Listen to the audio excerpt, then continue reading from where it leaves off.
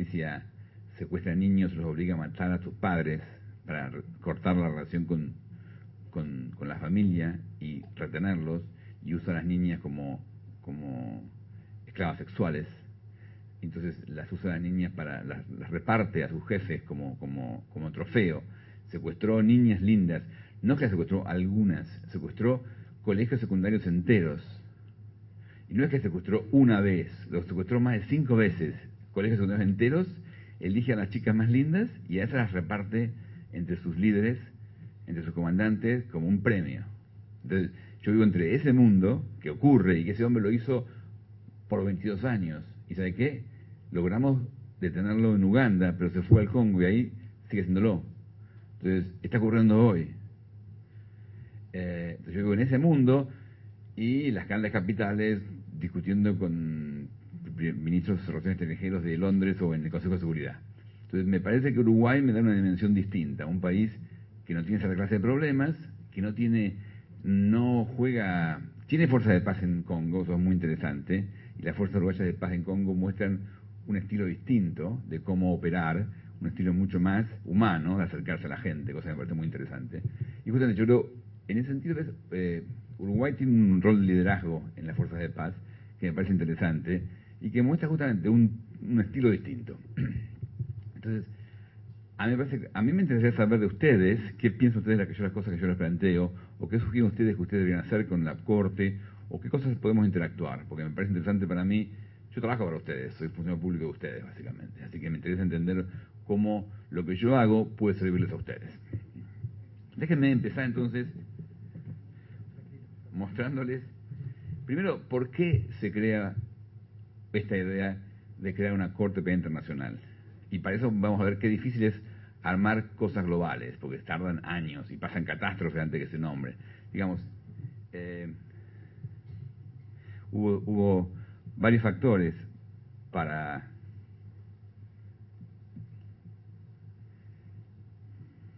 que hicieron que se creara la Corte, pero la aparición de lo que ocurría en los campos de concentración nazis fue un tema central. Esto se veía en el año 46, 47, 45-46.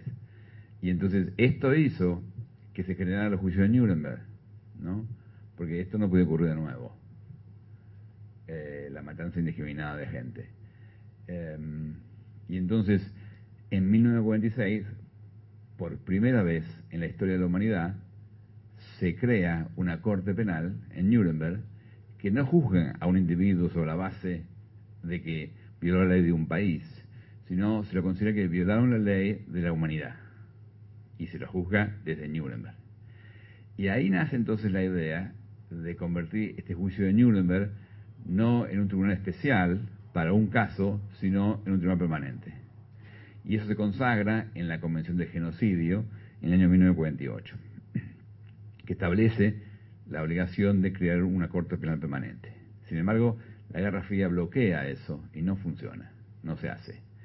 Tiene que pasar el fin de la Guerra Fría y tiene que venir 2 genocidios en la ex Yugoslavia y en Ruanda para que se concrete la idea. Y en el año 98, en el mismo año que en España se lo procesa a Pinochet usando un juez nacional, jurisdicción universal, acá hay algo distinto. Se genera un acuerdo global donde 120 estados votan a favor de crear un sistema global de justicia. Déjenme mostrarles quiénes son estos estados ahora.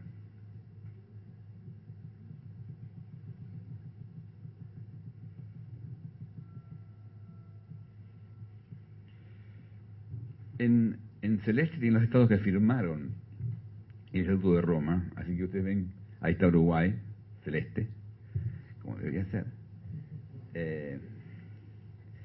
Y después en azul oscuro les voy mostrando en la Corte, para que empiece el funcionamiento, hacía falta que ratificaran más de 60 estados. Y entonces en azul oscuro van a ver los estados que van firmando, incluyendo Uruguay. Hasta el 2002, en solo 4 años, se ratifica el Tratado de Roma y el Tratado de Roma entra en funcionamiento. ¿Ok? Y ese tratado significa entonces que los crímenes de genocidio, crímenes de lesa humanidad, crímenes de guerra están tipificados claramente, que hay una corte que va a intervenir, pero los estados asumen el deber de juzgar los casos ellos mismos. Y que si no lo hacen, aceptan que una corte va a intervenir. Y la tercera cosa, que es la nueva, y es donde empezamos a entender que empezamos a formar parte de la humanidad, los estados aceptan que cuando la corte intervenga en un estado, en un país, los demás estados van a intervenir con ella. ¿Mm? Entonces, estamos integrando la humanidad. Entonces, ustedes son vecinos de Montevideo, son vecinos de Uruguay, son vecinos de Mercosur, de Sudamérica, pero también son vecinos de la Corte Penal Internacional. Entonces, somos parte de esta comunidad que va creciendo, en la que nos comprometimos a que no vamos a aceptar que estos crímenes ocurran. Para mostrarles cómo la idea termina, esto es más o menos lo que pasa hoy. A partir del 2003, la Corte entra en funcionamiento, se nombran jueces primero, 18 jueces, y me dieron a mí como soy el fiscal. Empezamos a trabajar, empezamos los primeros casos del 2004, primeros presos del 2006, primeros juicios del 2008, y ahora tenemos 5 presos, que son los líderes de diferentes grupos que han cometido crímenes masivos, y tenemos unos 18 procesamientos penales. Entonces, ese es el mundo que tenemos hoy. Ustedes somos parte de esta comunidad, que son todo Sudamérica, casi todo Centroamérica, México, Canadá, toda Europa occidental, parte de Europa del Este, casi todo el África negra, no el África árabe. Después tenemos Australia, Nueva Zelanda, tenemos Japón y Corea, Mongolia, Jordania y Georgia. Ese es el mundo que va creciendo. Y Bangladesh se acaba de sumar. Entonces, esa es la comunidad que somos, comprometidos a defender esta idea de que no va a haber más crímenes masivos. Ahora, a mí me gustaría mostrarles cómo funciona la idea en la realidad, porque que se vincula con este tema que charlamos de cómo combinar esfuerzos nacionales. Y acá tengo. Déjenme mostrarles esto. Porque este caso es un caso interesante, porque es un caso que muestra unas razones por qué la comunidad internacional se mete. Porque la humanidad aprendió que los genocidios nunca son locales. Los genocidios cruzan la frontera. Ustedes saben que en el 94, en marzo del 94, el gobierno de Ruanda decide que hay que eliminar a la minoría Tutsi. Entonces, usan la radio básicamente para convocar a la gente, y a machetazos matan 1 millón de personas en 3 meses. El grupo Tutsi, liderado por el señor se llama Paul Kagame, toma el poder, logra echar a los Hutus que habían cometido estos crímenes, y los líderes de genocidio se escapan a Congo, cruzan el río y se escapan. Ustedes ven ahí el borde entre Ruanda y del lado izquierdo es 2 provincias de la República Democrática de Congo, que ya época se llama Zaire. Lo interesante, los líderes de genocidio de Ruanda escapan a Congo, después de haber matado 1 millón de personas. En Congo, usan los campos de refugiados para organizarse de nuevo y arman milicias para atacar Ruanda. Y entonces ahí Ruanda decide que no puede aceptar esto. Entonces el nuevo gobierno de Ruanda decide atacar a estos grupos y se apoya en un líder guerrillero que se llama Laurent Kabila, que había sido entrenado por el Che Guevara en aquellos años anteriores. Entonces, la combinación de Ruanda, Uganda y Laurent Kabila atacan el gobierno de Mobutu Sese Seko y para frenar a esta gente. Y eso produce la primera guerra de Congo. 3 años después, la segunda guerra de Congo presenta el gobierno de Kabila, de Laurent Kabila, contra Ruanda y Uganda. Posiblemente muchos de ustedes no tienen ni idea. ¡Wow! Cada vez está más fuerte. Muchos de ustedes no tienen ni idea de la existencia de estas guerras de Congo. Pero en estas guerras de Congo, en 2 guerras de Congo, participaron 15 países africanos y se murieron 4 millones de personas. El número más alto de civiles muertos después de la Segunda Guerra Mundial. Pero no nos toca a nosotros. Entonces, la falta de transparencia es que ni siquiera tenemos información sobre eso, ¿no? Lo que yo quiero plantearles acá es, bueno, este grupo, que se llama Fuerzas de Liberación de Ruanda, FDLR, Está bien, es porque es un truco que tenemos.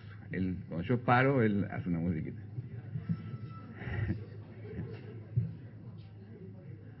Ok.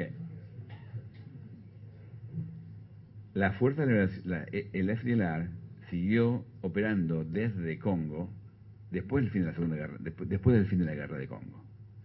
Y eso generó que en 2009, 2010, las fuerzas de Congo y Ruanda se ponen de acuerdo para atacarlos. La forma que ellos, este grupo, la forma que tienen de enfrentar este ataque es matar civiles y violar mujeres. Y con eso esperan generar una catástrofe humanitaria que obligue a Ruanda y a la comunidad internacional a llegar a un acuerdo. Y esto fue la estrategia que usaron en el 2009 y 2010. Ese fue el caso que teníamos nosotros. Entonces, la estructura que veíamos del crimen justamente era una estructura donde se veía cómo funciona el sistema internacional. Tenían abajo la foto de Silvestre Mudachumura, es un comandante, el actual comandante militar de este grupo, que en realidad eran los jefes militares que hizo el genocidio. Entonces, uno de los jefes del genocidio es el jefe militar de este grupo hoy en Congo. Para lavar la cara, nombraron a Ignace Muranashaka, que era un joven ruandés que estudiaba en Alemania durante el genocidio, es decir, no estuvo involucrado en el genocidio, lo nombran a él presidente. Y entonces la comunidad internacional decía, bueno, este grupo no son más genocidas porque Ignace no tiene nada que ver con el genocidio, son inocentes. Y tenían como su secretario político, secretario ejecutivo, a Calixte Barushimana, que era un ciudadano de origen ruandés, que había sido miembro de Naciones Unidas en Ruanda, que había sido acusado de que como miembro de Naciones Unidas en Ruanda había participado en el genocidio. Sin embargo, el Tribunal Internacional de Ruanda no lo presentó los cargos, y si bien Ruanda lo quiso investigar, y eso hizo que Naciones Unidas le cancelara el contrato a Barushimana cuando estaba en Kosovo, sin embargo, Barushimana pudo presentarse que era un perseguido político por Ruanda, logró asilo político en Francia, y desde Francia, como asilado político, operaba sin meterse él directamente en los crímenes, simplemente intentando conseguir el objetivo del grupo que era que se llegue a un acuerdo político con ellos que que les permita volver a Ruanda. Entonces, y así funcionaba, y es una forma que ustedes ven, crimen organizado, aún para cometer crímenes, funciona de ese modo. Tienen los que mataban gente estaban en Congo, pero los que estaban en Europa parecían gente educada, civilizada, y que más bien luchaban por la libertad del pueblo ruandés, es lo que decían. Y justamente, a mí me parece interesante que la Corte Penal Internacional tiene un mecanismo de coordinación que permitió resolver este caso. Primero que hicimos fue ir a Alemania. Y justamente en Alemania estaba Ignace.